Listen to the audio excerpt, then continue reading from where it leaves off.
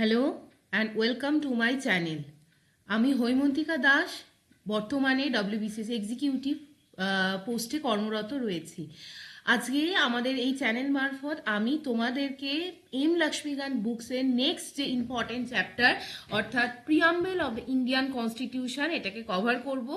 Hopefully এই সিরিজটা তোমাদের ভালো লাগছে এবং তোমরা আমার সাথে এই ইন্ডিয়ান পলিটি লক্ষ্মীকান্তের বইটা বুঝতে পারছো এবং নতুনভাবে কিছু শিখতে পারছো।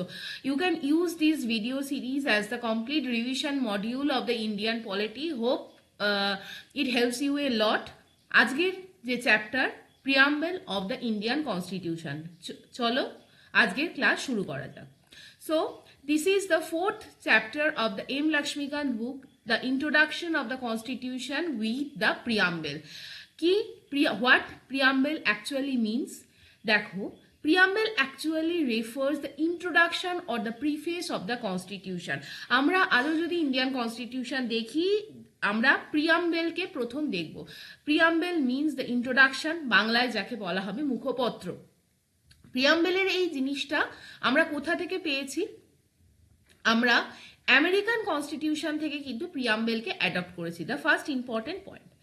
নেক্সট, প্রিয়াম্বেলের যে কনসেপ্টটা সেই সম্বন্ধে এন.এ. পালখিওয়ালা একজন এমিনেন্ট জুরিস্ট ছিলেন এবং কনস্টিটিউশনাল এক্সপার্ট ছিলেন। তিনি কিন্তু প্রিয়াম্বেলকে বলেছিলেন as the identity card of the constitution, অর্থাৎ প্রিয়াম্বেলকে কিন্তু আইডেন্টিটি কার্ড অফ দ্য কনস্টিটিউশনের সাথে তুলনা করা হয়। নেক্সট, এই যে প্রিয়াম্বেল এটা কিসের ওপর ভিত্তি করে তৈরি করা হয়েছে বা what is the basis of the preamble? Now it clearly mentions in the book that objective resolution forms the basis of the preamble, and objective resolution এটা কিন্তু ড্রাফট এবং মুভ করা হয় কার দ্বারা? পণ্ডিত জওহরলাল নেহেরু। এবং সেটা কনস্টিটিউয়েন্ট অ্যাসেম্বলিতে আমরা দেখেছিলাম আগের চ্যাপ্টারে, যখন আমরা making of the Indian constitution পড়ছিলাম তখন দেখেছিলাম অবজেক্টিভ রেজলিউশন, যেটা হচ্ছে philosophical and the fundamental aspects of the কনস্টিটিউশনকে ডিসক্রাইব করেছিলেন, সেটা কিন্তু জওহরলাল নেহেরু কনস্টিটিউয়েন্ট অ্যাসেম্বলির কাছে পেশ করেছিলেন এবং সেখান থেকেই কিন্তু এই প্রিয়াম্বেলের কনসেপ্টটা আসে। নাও এই প্রিয়াম্বেলকে কিন্তু একবার one time preamble is amended and it was amended by the 42nd Constitutional Amendment Act done in 1976. Constitutional যে অ্যামেন্ডমেন্টটা হয় 42nd, তার মাধ্যমে তিনটে ওয়ার্ডকে প্রিয়াম্বেলে অ্যাড করা হয়, ভেরি ইম্পর্টেন্ট। তোমরা মনে রাখতে পারো আইএসএস হিসাবে বা এসএসআই হিসাবে কি কি word? Socialist, secular and integrity. Socialist, secular and integrity. Now coming to the next portion, আমাদের একটু টেক্সট অফ দ্য প্রিয়াম্বেলকে পড়তে হবে। In some cases also in the interview board they may ask you to read the preamble for the purpose. পরীক্ষার জন্য আমাদের প্রিয়াম্বেলকে কিন্তু মুখস্থ রাখার দরকার নেই, কিন্তু কয়েকটা জায়গা থেকে এই প্রিয়াম্বেল থেকে কোয়েশ্চেন আসতে পারে। নাও আমরা একবার প্রিয়াম্বেলটা পড়ে নেব। প্রথমত, we the people of India, note the line, having solemnly resolved to constitute India into a sovereign, socialist, secular, democratic republic. এই অর্ডারটা আমরা পড়ব। দ্যাট মিনস আমরা কোন অর্ডারে ইন্ডিয়াকে এনভিসার্চ করেছি সেটা হচ্ছে সোভারেন, সোশ্যালিস্ট, সেকুলার, ডেমোক্রেটিক এবং রিপাবলিক। এবং কি বলা হয়েছে? To secure to all it's citizen. কি কি সিকিউর করা হয়েছে তার সিটিজেনদের জন্য? First of all justice. কটা টাইপের জাস্টিসকে সিকিউর করা হয়েছে? তিনটে টাইপের, social, economic, political. Next, liberty, liberty of thought, expression, belief, faith and worship, equality of status and of opportunities, and to promote among them what preamble says to promote among the citizen? First, fraternity, assuring the dignity of the individual and also the promotion of unity and integrity of the nation. Okay, in the last para of the preamble it is said that in our constituent assembly this 26th day of November 1949, the date is again important, 26th November 1949, do hereby adopt. Who adopt preamble? The constituent assembly adopt the preamble, enacted the preamble and give to ourselves this constitution. Okay, so sorry, who adopted the preamble? We, that means the people of India adopted, enacted and give the preamble, but where in the Constituent Assembly. Hope it is clear to all. Now this is the summary of the preamble in the form of ingredients of the preamble. দেখো preamble যখন আমরা পড়লাম আমরা কয়েকটা জিনিস সম্বন্ধে জানতে পারলাম কি first of all source of the authority of the constitution that means preamble কিন্তু ক্লিয়ারলি মেনশন করেছে যে কনস্টিটিউশন কিন্তু তার অথরিটি ডিরাইভ করে from the people of India next nature of the Indian state দেখো প্রিয়াম্বেলে there is a clear mention that it declares India to be a sovereign socialist, secular, democratic and republic. The third, objective of the constitution, that means what is the purpose of the constitution. It is also mentioned in the preamble that it specifies justice, liberty, equality, fraternity as the objective of the constitution. And finally, the date of adoption, it stipulates November 26, 1949 as the date. So, আমরা preamble থেকে এই কয়েকটা portion কিন্তু জানতে পারি। Next কি word of the preamble আমরা দেখলাম কয়েকটা কি ওয়ার্ডের ওপর প্রিয়াম্বেল মেনশন করা হয়েছে যেটা হচ্ছে sovereign socialist secular democratic republic justice liberty equality and fraternity now we need to understand the basic meaning of the key words that are present in the form of the preamble so moving to the next part of the today's class that means what do you mean by the term sovereign? Sovereign, this meaning with the context of the Indian scenario describes that it is neither dependent nor it has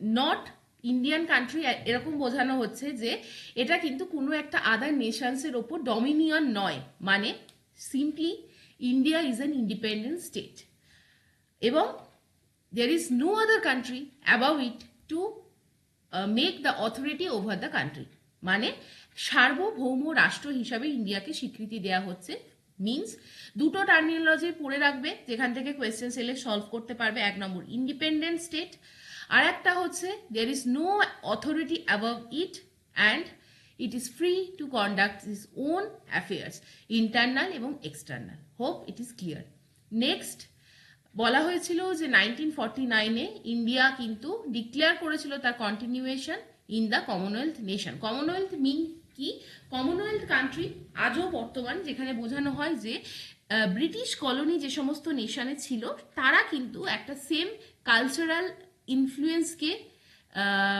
enjoy করে এবং তারা যদি এই British যে colony ছিল তারা যদি একসাথে থাকতে চায় they can form a group called the Commonwealth nation কিন্তু ইন্ডিয়াও কিন্তু সেই কমনওয়েলথ নেশনের মেম্বার হিসেবে র্যাটিফাইড হয়েছিল further India membership of the united nation organisation also in no way constitute a limitation on her sovereignty অর্থাৎ ইন্ডিয়া কোনো global প্ল্যাটফর্মের member হতেই পারে be it the platform like commonwealth nation or the united nation organisation but it doesn't hamper the sovereignty of India next socialist Already I have discussed that the word was not present in the initial preamble but later added through 42nd Amendment Act. প্রিয়াম্বেলে এই socialist কনসেপ্টের যে meaning সেটাকে বিভিন্নভাবে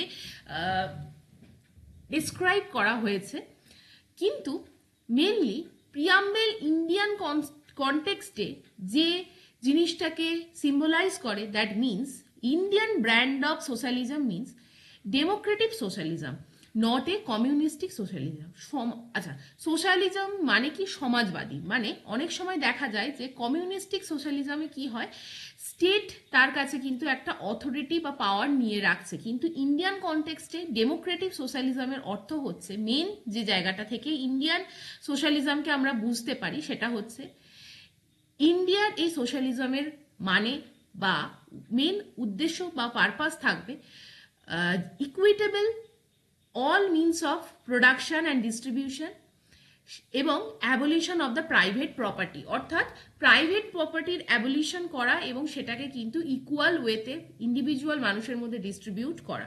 Democratic socialism on the other hand holds A faith in the mixed economy, অর্থাৎ আমাদের Indian socialism mixed ইকোনমিকে prefer করে, যেখানে বলা হয় পাবলিক এবং প্রাইভেট সেক্টর কিন্তু কোএক্সিস্ট করবে।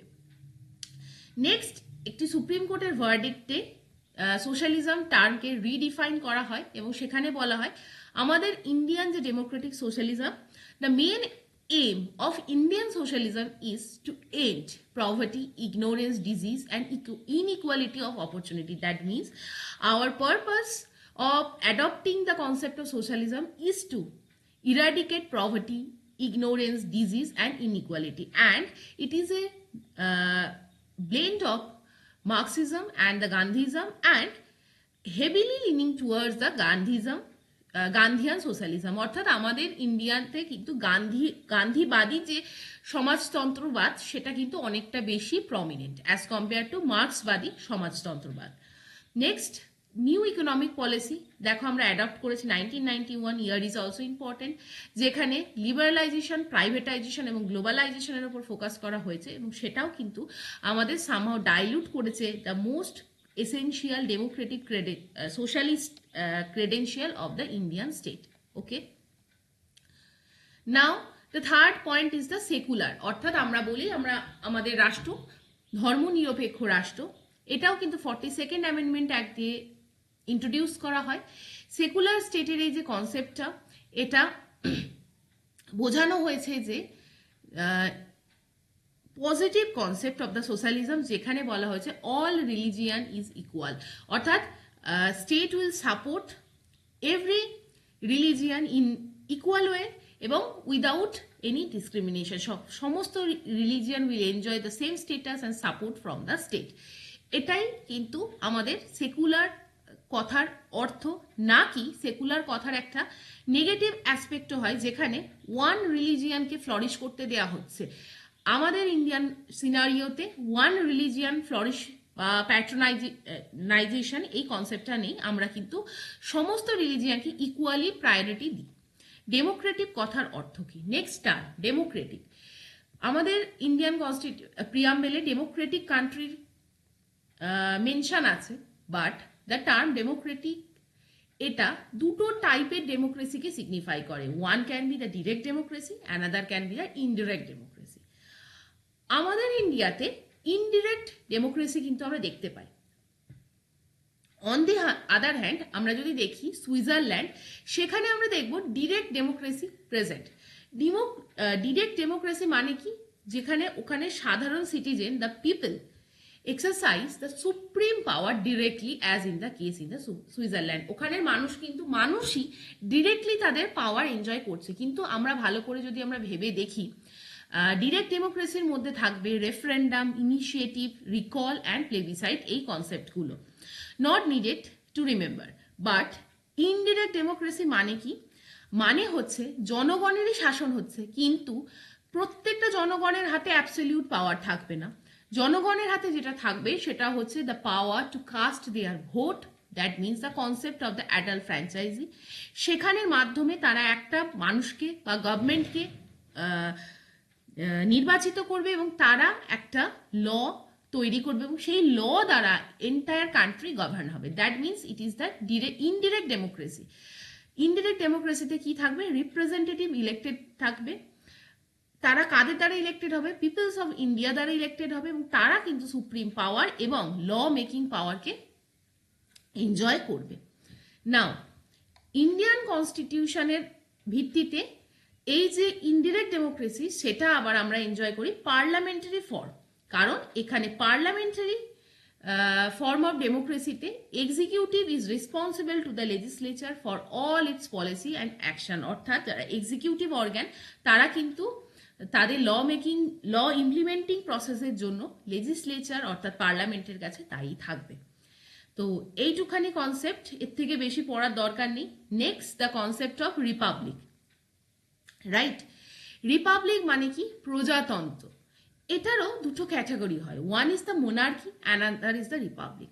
মোনার্কি আমরা কোথায় এনজয় করি? মোনার্কি কিন্তু আমরা দেখতে পাই যে ব্রিটেনে মোনার্কি প্রেজেন্ট, অর্থাৎ হেড অফ দ্য স্টেট হবে একজন রাজা বা রানী। আজও ব্রিটেনে কিন্তু হেড মোনার্কিতে থাকে একজন কুইন বা কিং, এবং তারা কিন্তু একটা হেরিডিটারি পজিশনকে ইউজ করে বা এনজয় করে। বাট আমাদের ইন্ডিয়াতে, in the Republic of India, we have the head of the state who enjoys the authority, like indirectly তারা কিন্তু পাওয়ার এনজয় করে for a fixed period of time, এবং ইলেকশন হয়, আমাদের প্রেসিডেন্টকে কিন্তু ইলেক্ট করা হয়, এবং সেটাই কিন্তু আমাদের কিন্তু রিপাবলিককে ডিফাইন করে। ওকে, এবার নেক্সট কনসেপ্ট জাস্টিস। জাস্টিস আমাদের প্রিয়াম্বেলে এনশ্রাইন করা আছে, এবং আমরা তিনটে জাস্টিসকে সিকিউর করতে চাই: social, economic and political justice. Next যেটা আমরা পড়তে হবে, সোশ্যাল জাস্টিস মিনস আমরা যে সমস্ত caste, colour, race, sex, religion এগুলোর বাইরে বেরিয়ে ইকুয়াল ট্রিটমেন্ট টু অল সিটিজেনকে আমাদের সিকিউর করতে হবে। ইকোনমিক জাস্টিস মিনস কি, আমাদের কিন্তু ইনইকুয়ালিটি যেটা প্রেজেন্ট আছে ইন ওয়েলথ, ইনকাম, প্রপার্টি, সেটা এলিমিনেট করতে হবে। এবং political justice means all the citizen should have equal political right and equal access to political offices. Next, social যে জাস্টিস, ইকোনমিক জাস্টিস এবং পলিটিক্যাল জাস্টিস, এই concept we have taken or borrowed it from the Russia. Next concept is the liberty concept. Liberty means absence of restraint of the individuals, along the same time providing opportunity for the development of the individual personality. The concept says two things. One is the positive or affirmative sentence, another is the তোমার একটা negative অ্যাসপেক্টও বোঝানো হয়েছে লিবার্টির মাধ্যমে। Liberty means absence of restrain, অর্থাৎ যেখানে বাধা থাকবে না। কিন্তু ধরো অ্যাবসলিউট যদি কোথাও বাধা না থাকে, তাহলে তো যে যেটা ইচ্ছা সেটাই করতে পারবে, অর্থাৎ সেখানে কিন্তু একটা চেক অ্যান্ড ব্যালেন্সও থাকতে হবে। এই চেক অ্যান্ড ব্যালেন্সটাই কিন্তু বোঝানো হয়েছে যে সেটাকে কিন্তু আমাদের এই রিস্ট্রেন নেই মানে আমরা এমন কিছু করতে পারবো না যেটা আমাদের ইন্ডিভিজুয়াল ডেভেলপমেন্টকে হ্যাম্পার করছে। So liberty must be the absence of রিস্ট্রেন্টস for the purpose of providing the opportunity of the development of the individual personality. ঠিক, এখানে বলা হয়েছে প্রিয়াম্বেল কিন্তু সিকিউর করেছে belief, faith, worship, expression through the fundamental rights enforceable in the court of law in case of the violation. Next, liberty. লিবার্টির concept আমরা কিন্তু নিয়েছি ফ্রেঞ্চ রেভলিউশন থেকে।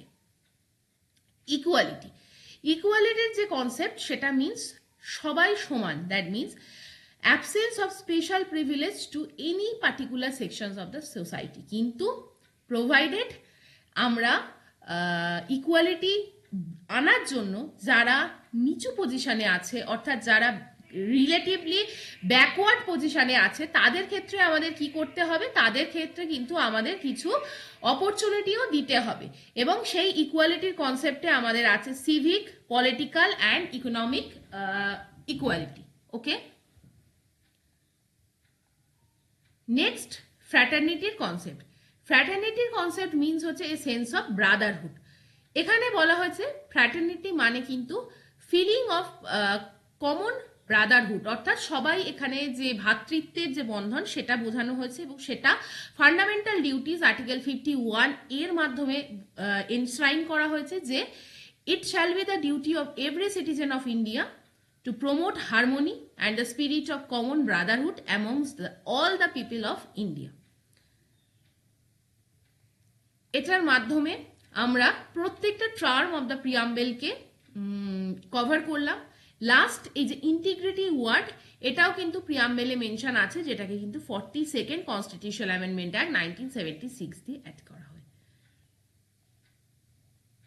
Next, significance of the preamble not very needed for the exam perspective.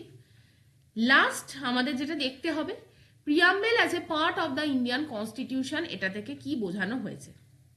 দেখো, প্রথমত preamble কি আদৌ কনস্টিটিউশনের part, এটা নিয়ে তিনটে মেন ইম্পর্টেন্ট কেস হয়। প্রথমত বেরুবারি ইউনিয়ন কেস 1960।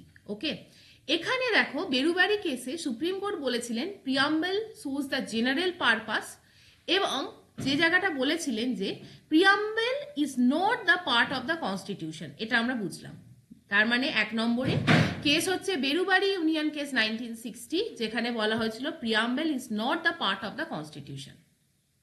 কিন্তু Kesavananda Bharati case, the second case, যেখানে বলা হয়েছিল preamble is the part of the constitution, এবং বলা হয়েছিল যে preamble is of extreme importance and constitution should be read and interpreted in the light of the preamble. অর্থাৎ কনস্টিটিউশনকে বোঝার জন্য আমাদের প্রিয়াম্বেলের অর্থকে কম্প্রিহেন্ড করতে হবে এবং ইন্টারপ্রেট করতে হবে। That's why preamble includes as an integral part of the constitution.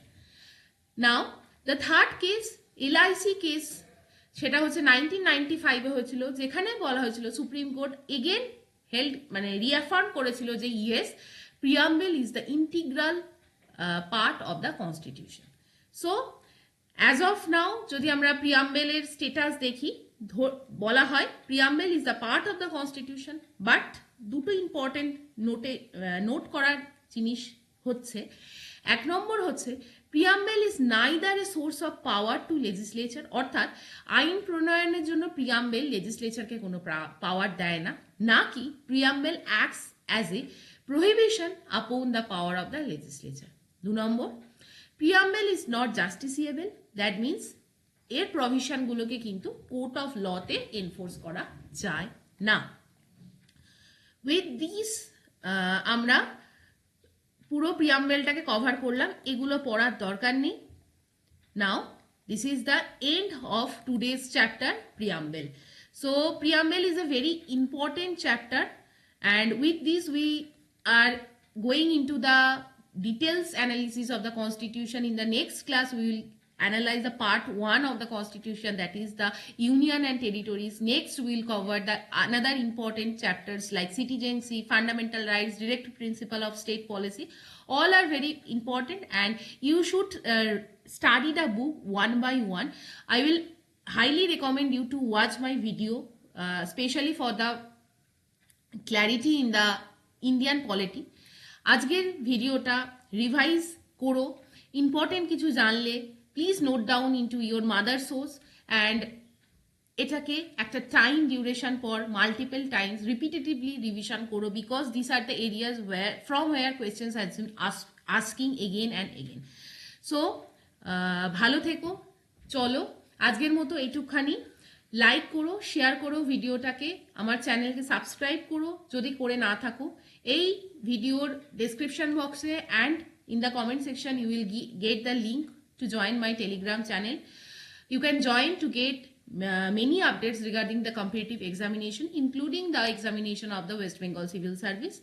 Last, তোমরা যদি ডেডিকেটেডলি WBCS এর জন্য প্রিপারেশন নিচ্ছ এবং কোনো জায়গায় মনে হচ্ছে তোমাদের প্রিপারেশনে কিছুটা ল্যাকিং হচ্ছে, বা তোমরা একটা ডেডিকেটেডলি হলিস্টিক কভারেজ করতে চাইছো, including the general studies subjects like science, English etcetera, you can join my mentorship programme that is running. তো সেখানে জয়েন হওয়ার জন্য তোমরা আমাকে মেল করতে পারো, তোমাদের ইন্টারেস্ট থাকলে তোমরা জানিও আমাকে কিভাবে মেল করবে। এই মেল আইডিটাও তোমরা টেলিগ্রাম চ্যানেল থেকে, এই ভিডিও ডেসক্রিপশন বক্স থেকে এবং এই ভিডিও কমেন্ট সেকশনস থেকে পাবে। তো এখানে আমাকে মেল করে জানাতে পারো যে তোমরা interested for getting the WBCS preparation. So with this, let's bring today's class to an end.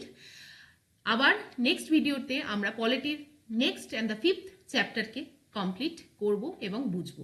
আজকের মতো এইটুকখানি। Take care and all the best, continuing your hard work and study.